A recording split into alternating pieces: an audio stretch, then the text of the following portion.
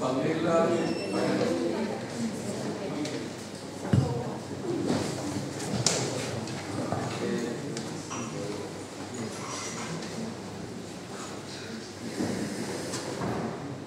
Bom dia, eu sou a Pamela Pagamoto, estudante do Instituto Federal do Espírito Santo, faço o curso de Engenharia Sanitária e Ambiental e vou estar apresentando a aplicação de modelos RANS nas predições de escoamento atmosférico em áreas urbanas com diferentes geometrias de telhado. Meu orientador é o Reginaldo de Paula e esse trabalho teve participação da Fernanda Cesano e do Marcos Fontes. Vou começar com uma breve introdução, apresentar os objetivos, materiais e métodos, entrar nos resultados e as discussões e concluir.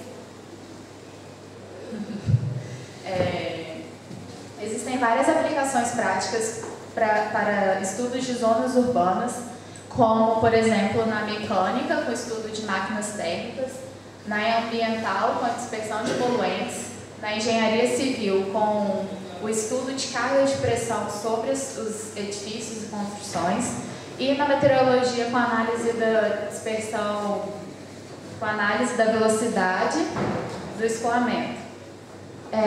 E o aumento da rugosidade superficial devido às construções causa uma redução da ventilação natural, alteração do microclima urbano e da qualidade do ar. E essa influência da qualidade do ar pode ser aumentada, intensificada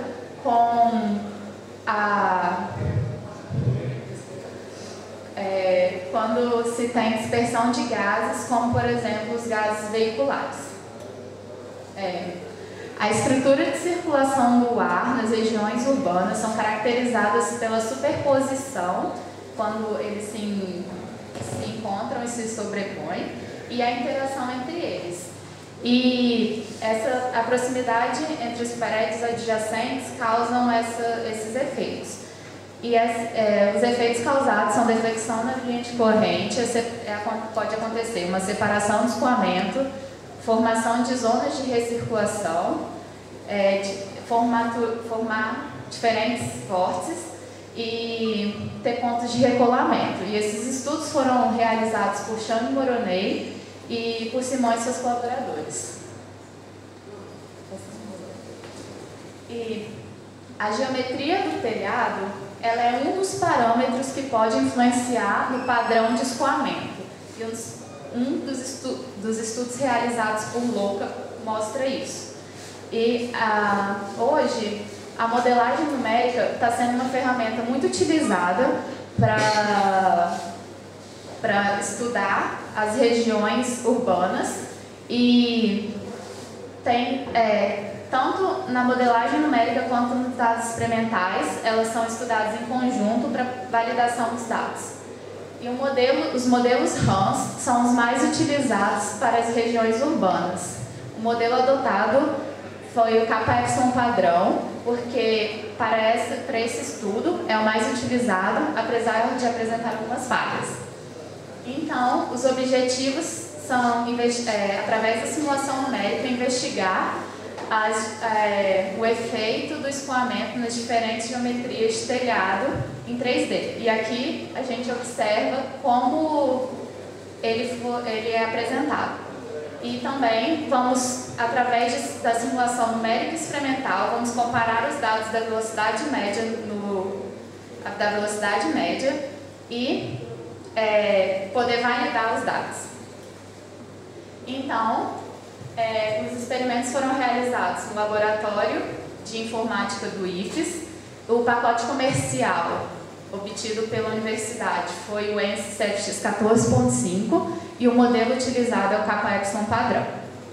As vantagens desse modelo é a sua fácil implementação, ele apresenta fechamento de primeira ordem, ele tem um baixo custo, menor custo operacional e tempo também é reduzido, e o modelo utiliza as médias de Reynolds, por isso o modelo RANS, e a matemática é muito simples, visto que tem fácil implementação numérica.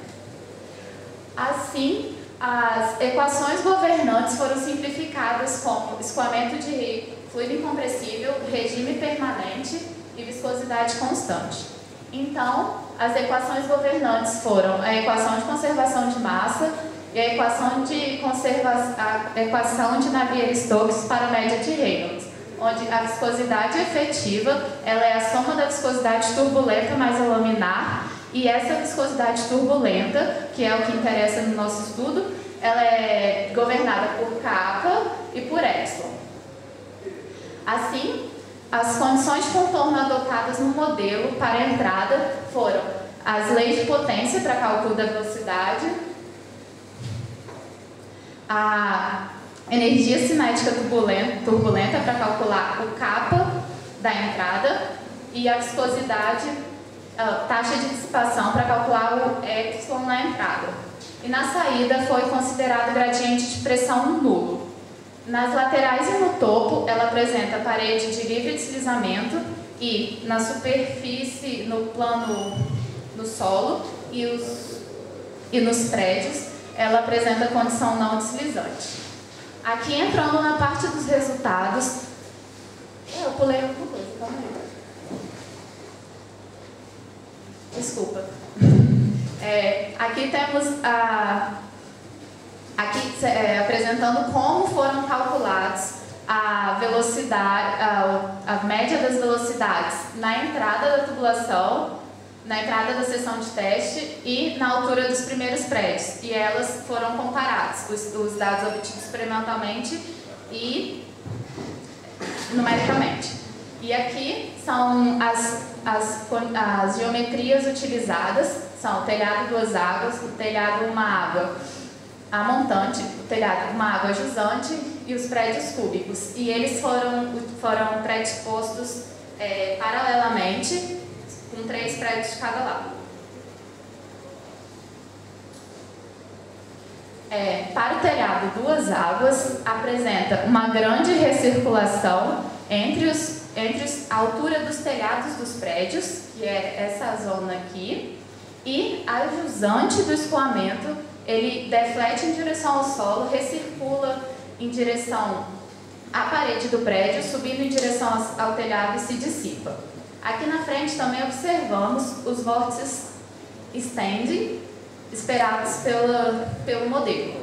Já para a segunda configuração, que é uma vista superior do escoamento, como se estivesse olhando de cima, a gente tem formação de uma única estrutura vorticosa aqui e na parte superior, na linha superior, ela forma 2 regiões de recirculação sendo em sentidos contrários.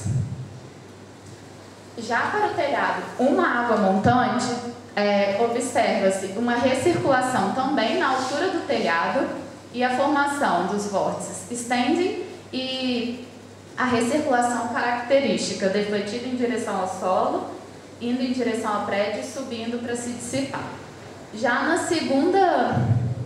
na vista superior, a formação de uma única estrutura vorticosa, sendo que entre o primeiro e segundo prédio, entre o segundo e terceiro prédio, há uma redução drástica na escala de comprimento dessa recirculação. Já para o telhado, uma água jusante, a gente começa a observar uma grande diferença no padrão de escoamento. Aqui, o escoamento, ele vem em direção ao telhado do prédio jusante, voltando em direção ao telhado do prédio amontante para se recircular, visto que nos outros casos ele vinha ao contrário. E também na região de esteira do último prédio, ele vai em direção ao solo, voltando em direção à parede do prédio, subindo em direção ao telhado e recirculando. Já para a vista superior, a formação de vórtices assimétricos. Aqui, no telhado plano, observamos uma grande diferença no padrão, visto que entre os prédios, a formação de um único grande vórtice, que está desacoplado do escoamento acima do prédio.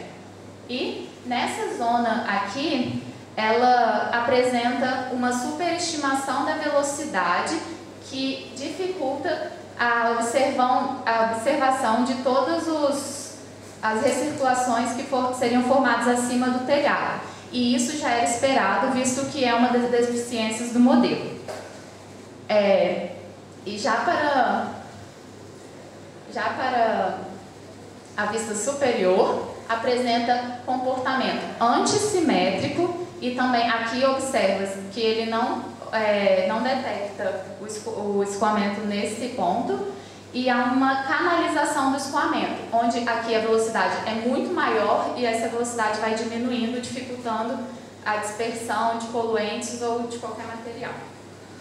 Entrando na validação dos resultados, ele, comparando a seção de entrada de teste do experimental, que é a linha vermelha, e do numérico, que é a linha azul, para o caso da entrada da seção e do telhado duas águas, eles apresentaram uma boa concordância, visto que as retas se aproximam. Para o caso uma água montante, esse resultado também pode ser validado, visto que as retas estão se aproximando. Já para o telhado, uma água jusante, há uma aceleração significativa do escoamento e o numérico se aproxima de uma reta, então esse resultado foi insatisfatório. Para concluir, como previsto na literatura, observamos a formação de estruturas vorticosas, como o vórtice stand, na face frontal do primeiro prédio, e os resultados sugerem sim que a geometria do telhado influenciou de forma significativa, visto que em alguns casos ele foi em direção diferente um do outro. E há uma canalização do escoamento, como mostrado no telhado cúbico. Na validação dos resultados, houve uma boa validação apenas para o caso de uma água jusante, isso não foi observado. Mas essas falhas elas podem ser corrigidas ajustando as condições de contorno, refinando a malha ou utilizando um modelo um pouco mais complexo. E o modelo ele não recircula aquela recirculação característica que deveria ser observada acima dos resultados planos. E eu queria agradecer ao CNPq pelo incentivo financeiro, ao IFES pelo apoio educacional e a todos vocês que estão aqui.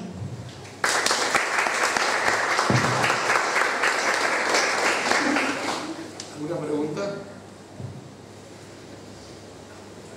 A velocidade nos experimentos, de que valor foi?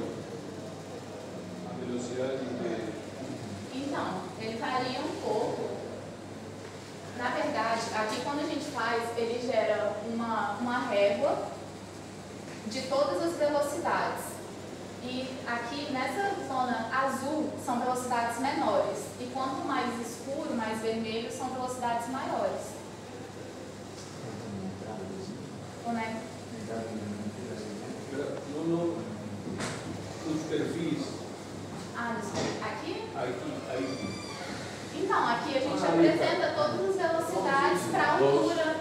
É porque, como a conservação da massa e as condições, como diz na parte teórica, o chão, a velocidade é 0 e ela vai subindo à medida que ela vai até ter um comportamento quase de uma reta na parte superior. Então essa velocidade varia de acordo com a altura medida. Aqui estou vendo os valores. Aqui tem os valores embaixo da velocidade e da altura. E ela foi considerada até o topo do túnel de vento. Obrigado. Una pregunta. ¿Você sempre considera a condición de deslizamiento libre ainda estando a partícula construída en contacto con superficie fixa como un modelo? É uma condição que você põe de contorno. Sim. Não tem, sempre é uma condição com aumento livre, ainda estando em contato com uma superfície fixa, como um modelo. É uma característica do modelo que determina... É a condição que você tem. É a condição do modelo. Ou seja, que você não reproduz o capa limite que se gera sobre o modelo. Na verdade, a gente quer desprezar as paredes em volta, por isso que a gente não considera elas interferindo no padrão de escoamento. A gente só quer a caracterização do solo e dos prédios. Por isso que elas não podem ser desconsideradas. Então, são paredes não cinzentas.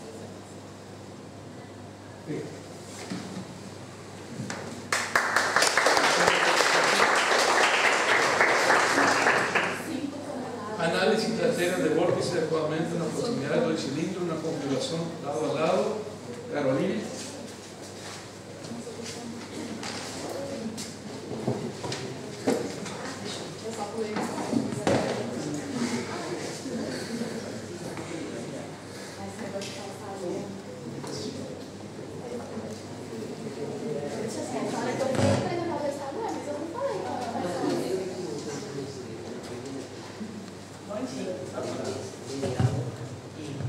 Bom dia, meu nome é Caroline, eu sou aluno do secundário, estudo lá no IFES, lá no Brasil, e este projeto é um estudo da minha iniciação científica e tem como tema a análise da esteira de vórtice no escoamento das proximidades de dois cilindros em uma configuração lado a lado. Eu tive orientação do meu professor Reginaldo de Paula e ajuda das alunas Bianca, Suelen e Jamil. Bom, o meu trabalho foi dividido em uma introdução, os materiais e métodos, os resultados das discussões e as conclusões que obtivemos. Bom, o estudo do escoamento ao redor de cilindros em uma configuração lado a lado já vem sendo estudado há muitos anos por vários autores e na literatura a gente consegue encontrar isso muito bem, devido à sua grande importância, principalmente na área da engenharia mecânica, como por exemplo, nas linhas de transmissões, nas plataformas de offshore, nas torres de resfriamento, mas também encontramos em estruturas de pontes, chaminés, trocadores de calor, entre outros. Bom, baseado nisso, 3 regimes de escoamento nas proximidades de cilindros em uma configuração lado a lado foram estudadas por Ishigari e Zdrokovic e apresentadas mais tarde por Sandler. As conclusões que eles obtiveram para essas razões de aspecto na faixa de 1 e 4,5 foram as seguintes. Para a razão de aspecto maior que 1 e menor que 1,2, os cilindros comportaram-se como se fosse um único corpo romboso.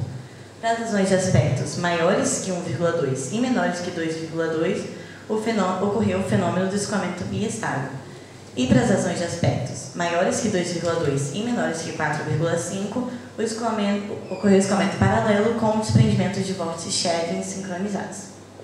Bom, logo, o meu trabalho tem como os principais objetivos estudar o campo instantâneo e médio do escoamento ao redor de dois cilindros em configuração lado a lado, analisar as diferentes estruturas vorticosas que são formadas com diferentes razões de aspectos e comparar os resultados numéricos com os experimentais. Bom, para o experimento físico, então, a gente fez num túnel de vento, diferente do que foi apresentado ontem, porque o nosso túnel de vento agora é aerodinâmico, retiramos os elementos de rugosidade e as agulhas, e o túnel de vento ele possui uma seção de teste de 2 metros por meio metro. E para melhor visualizar o escoamento, utilizamos a técnica de injeção direta de fumaça com o auxílio de um planner de laser verde. Para a captura do escoamento, utilizamos uma câmera digital operando em slow motion. Os dois cilindros utilizados, eles possuíam um diâmetro de 0,032 metros e uma altura de 0,070. As razões de aspecto utilizadas foram na faixa de 1,25 a 3,5, na verdade. Desculpa. 3,5. E a razão de aspecto seria a distância dos centros dos eixos dos cilindros dividido pelo diâmetro deles. Bom, os experimentos físicos, então, nós utilizamos a velocidade característica medida na altura do cilindro e para o número de reinos calculados, nós utilizamos para uma velocidade de 0,047 metros por segundo, número de reinos 100, que isso determinou o escoamento laminar, foi utilizado o escoamento laminar, e o 0,43 metros por segundo de 879, número de reinos, que seria o escoamento turbulento. Bom, na modelagem numérica e nos métodos numéricos, utilizamos um pacote comercial ANSI CFX 14.5 com um modelo de turbulência kappa epsilon padrão, onde K é a energia cinética turbulenta e epsilon é a taxa de dissipação. fluido incompressível, com viscosidade constante, em regime permanente. As equações governantes utilizadas foram a equação da continuidade e a equação de Navier-Stokes com média de Reynolds. Bom, foi gerado então um domínio computacional 3D, onde os cilindros estavam dispostos no eixo central de forma simétrica, a 10D do contorno de entrada, que seria o inlet, e a 20,25D do contorno de saída, que seria o outlet. Que será? As condições de contorno então utilizadas foram as seguintes. Na base do domínio computacional e na superfície dos cilindros, nós utilizamos a condição de não deslizamento. Nas superfícies laterais e no domínio computacional, utilizamos a condição de parede livre, free slip. E na saída, a condição de Nemo, que é o gradiente nulo de pressão. A velocidade, ela foi normal ao contorno de entrada. Na contorno de entrada, ou seja, para a velocidade laminar, nós obtivemos a velocidade de 0,05 metros por segundo e turbulência de 0,43, como já foi. Para calcular para o contorno de entrada, nós também calculamos o K e o epsilon, que seria a energia cinética turbulenta e a taxa de dissipação. Né? Bom, então os resultados. No escoamento laminar, para a razão de aspecto de 1,25, nós podemos observar primeiro aqui no resultado do experimento físico, que é a formação de esteira atrás dos dois cilindros e uma esteira assimétrica, onde há desprendimento de vórtices nas superfícies externas e nas internas não há desprendimento de vórtices por causa da proximidade dos dois cilindros. Isso se confirma quando a gente olha o experimento numérico, que há uma grande zona de recirculação e as esteiras elas estão interferindo uma na outra. E para as razões de aspectos de 1,5 e 2, nós conseguimos observar que não há mais uma interferência no experimento físico. Interferência de esteiras, os dois corpos eles já começam a se comportar como corpos robustos isolados e a formação de uma esteira mais estreita e uma esteira mais larga. O fenômeno do escoamento biestável, como foi tratado por Sumner lá na literatura, como eu falei, também ocorre aqui. O resultado sugere que há desprendimento de vórtices, tanto externamente como internamente. Ou seja, a passagem do cilindro se comportando como um único corpo robundo para os dois cilindros se comportando como dois corpos robundos isolados. No experimento numérico, a gente consegue observar melhor a recirculação na esteira de cada cilindro. Para a razão de aspecto de 3 e 3,5, nós conseguimos observar, os experimentos sugerem, na verdade, que há a formação da esteira de vórtices de Van Karman, ou seja, há o desprendimento de vórtices, tanto externamente como internamente aqui. E aqui embaixo também, a gente consegue ver. Ou seja, que esses vórtices são caracterizados como vórtices Shelling e os dois cilindros eles já se comportam como dois corpos robundos isolados. No experimento numérico, a gente consegue observar essa zona de recirculação atrás de cada cilindro. Bom, então, agora entrando na parte do escoamento turbulento.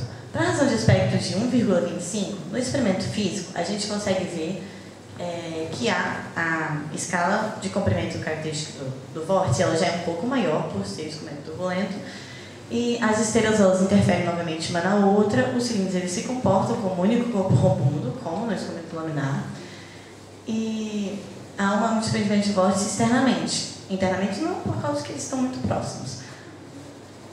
Para as razões de aspectos de 1,5 e 2, há novamente o chamado fenômeno do escoamento biestável. Ou seja, aqui a gente até consegue observar melhor a formação de uma esteira mais estreita e uma esteira mais larga, com desprendimento de vórtice, tanto externamente como internamente. Os vórtices da esteira mais estreita, ele se desprende, né, e vai em direção ao vórtice, à esteira mais larga. E, consequentemente, da esteira mais larga para a esteira mais estreita. Caracteriza o escoamento biestável. Isso para razão de aspecto de 1,5 e 2. Agora, tratando do experimento numérico, a gente consegue observar as zonas de recirculação atrás de cada cilindro. Opa!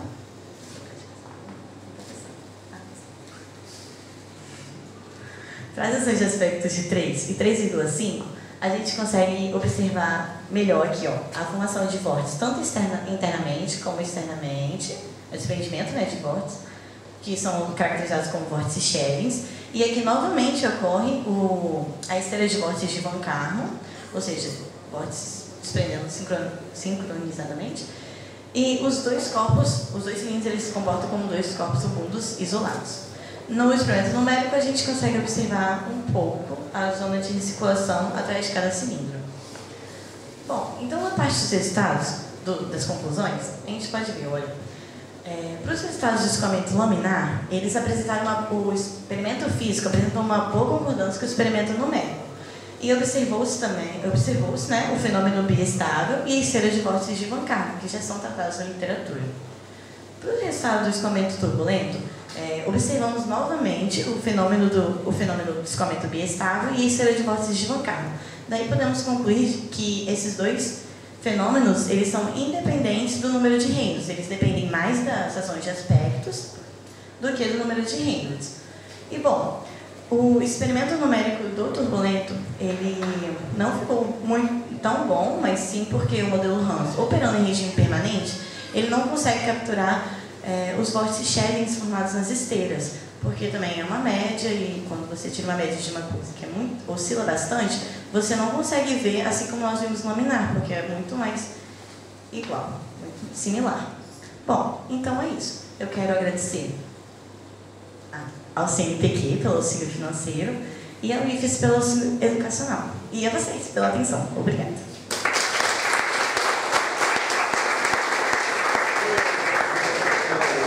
¿Alguna pregunta?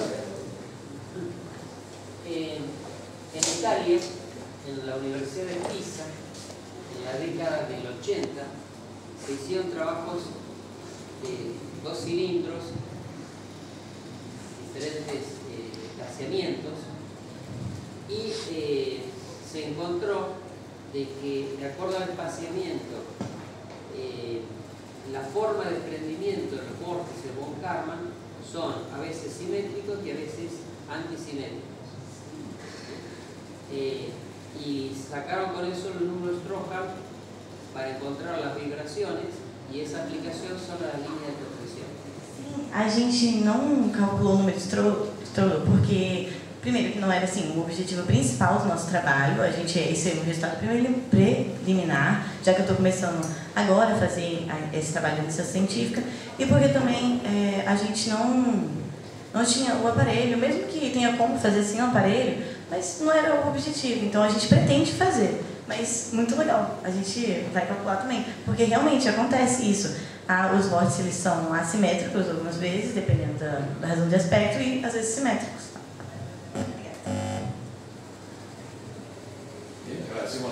Una pregunta.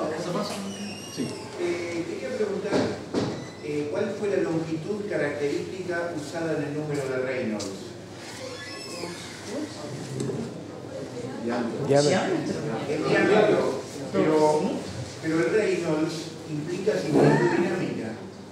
Foi o diâmetro que a gente usou. Foi de 0,1. Si están presentando casos del mismo número de Reynolds y no hay similitud dinámica. O sea, ¿con qué concepto se usa el número de Reynolds? ¿Me entendés la pregunta? O sea, el número de Reynolds están usando el diámetro para el número de Reynolds. Pero el número de Reynolds implica similitud dinámica. Entonces, el concepto es, si yo presento casos con igual número de Reynolds, tienen que ser dinámicamente similares. Y no hay similitud dinámica en los casos presentados. O sea, creo que decir número de Reynolds no es correcto. O sea, es decir velocidad, densidad y usar el número de Reynolds no como para comparar el caso. No sé si alguien puede traducir por una cuestión de lo que es concepto del número de Reynolds. El número de Reynolds implica similitud dinámica. Similitud dinámica quiere decir igual configuración. O sea, en un cilindro yo puedo decir, o sea, cambiándole el número de Reynolds, cambiándole el diámetro, tiene igual comportamiento dinámico. Cuando yo hablo del número de Reynolds, o cuando hablo de un perfil aerodinámico. Acá yo no puedo hablar del número de Reynolds. Según mi concepto, Pienso lo que hacen con el número de Reynolds, establecer la diferencia entre dos situaciones que son esas que ella que nos puso ahí. Sí. ¿Cómo se usa el número de Reynolds experimentalmente, sobre todo en este tipo de experimentos?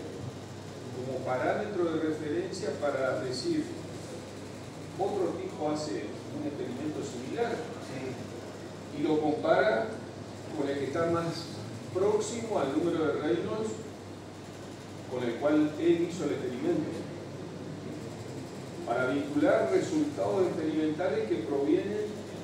Claro, si querés vincular resultados experimentales y estás hablando de un determinado, cuando yo digo, yo soy aeronáutico, Sí. cuando yo hablo de un perfil, de un número de Reynolds de 6 millones, en un perfil aerodinámico, yo sé que cambiándole la densidad o cambiándole la cuerda, voy a tener el mismo comportamiento dinámico. O sea, va a tener la misma configuración aerodinámica. Acá no. Sin embargo, o sea, yo provengo de una rama de aeronáutica, entonces para mí hablar de un número de Reynolds es hablar de similitud dinámica. Porque ¿qué es conceptualmente el número de Reynolds? sí, la relación entre la fuerza inercial y la fuerza viscosa. La fuerza viscosa, exactamente. Justamente por eso, porque el hecho de trabajar, por ejemplo, con experimentos de este tipo, con Reynolds 100 implica una cosa, trabajar con Reynolds 860 es otra cosa. es otra cosa. Pero dinámicamente, cuando me estás presentando los casos, no tiene ninguna similitud. A los fines del túnel de Tiene viento, similitud, a los fines del túnel de viento, la igualdad de número de Reynolds implica una igualdad de configuración cinemática. Exactamente. Y ella lo que está tratando de demostrar es que, No tienen similitud. desde el punto de vista cinemático, sí, para nosotros la configuración del escurrimiento, para este tipo de estructura, cuando nosotros igualamos el número de Reynolds, estamos suponiendo que se comporta de la misma manera. Cuanto mucho lo que ellos, digamos, podrían agregar como cuestión vinculada a los números adimensionales, es que ellos, además del número de Reynolds, en este caso, podrían considerar otro parámetro adimensional vinculando el diámetro y en este caso